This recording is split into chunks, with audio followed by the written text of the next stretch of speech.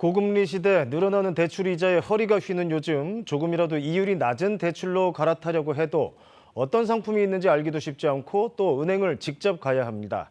정부가 5월부터 앱으로 플랫폼을 운영하기로 했는데 홍화경 기자가 설명해 드립니다.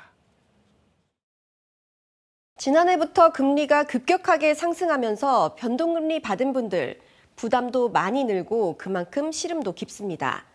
은행권 신용대출 최고금리가 8%에 육박하는 요즘 대출자들 관심은 이자율 낮추는 데 쏠려 있는데요.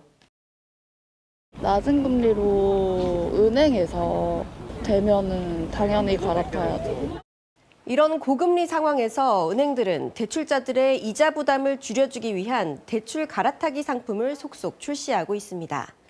대출 비교 앱에 개인 금융 정보를 입력하면 금리나 한도를 알 수 있는데요.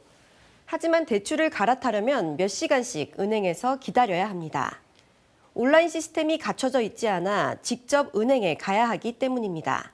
또 은행별로 금리 차가 크지 않다는 점도 이용을 주저하게 합니다. 금리가 많이 차이가 나지 않고 번거롭기도 하고 그래서 안 한다는 사람들이 많이 있는 것 같아요.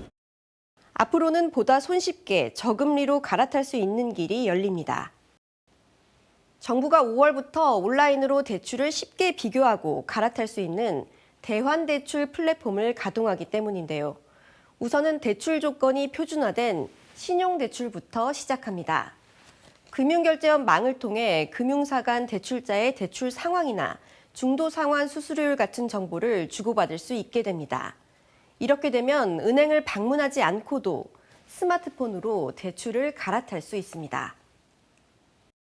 또한 저금리로 갈아타려는 고객들을 잡기 위한 금융사 간 경쟁이 치열해지면서 금융소비자들의 부담도 줄 거라는 게 금융당국의 판단입니다. 새로운 고객을 확보하거나 기존 고객의 이탈을 막기 위해서 대환대출 전용 상품을 출시하고 대출 금리도 인하하는 환경이 조성될 것으로. 관건은 비교 사이트에서 얻은 이자율대로 실제 대출을 받을 수 있느냐입니다. 금융사마다 신용평가 기준이 조금씩 다르기 때문에 자동차 보험 비교처럼 표준화가 이뤄져야 대출 금리나 한도 비교가 정확히 이뤄질 수 있습니다. 금융당국은 차이를 아예 없앨 순 없지만 이용자가 늘어 데이터가 쌓이면 개선될 것으로 예측하고 있습니다. 중개 사이트 수수료가 얼마나 될지도 풀어야 할 과제입니다. 기존 핀테크 기업만 존재하던 대출 중개 플랫폼 시장에 금융사들이 신규 진입하면서 최대 1.8%였던 대출 중개 수수료가 낮아지는 효과가 있을 것으로 당국은 보고 있는데요. 대환대출 플랫폼이 예정대로 오는 5월 성공적으로 가동될 경우 치열한 대출 금리 경쟁을 유도해 최근 정부가 연일 지적하는 은행 과점 체계의 폐단이 줄어들 것이라는 기대도 커지고 있습니다.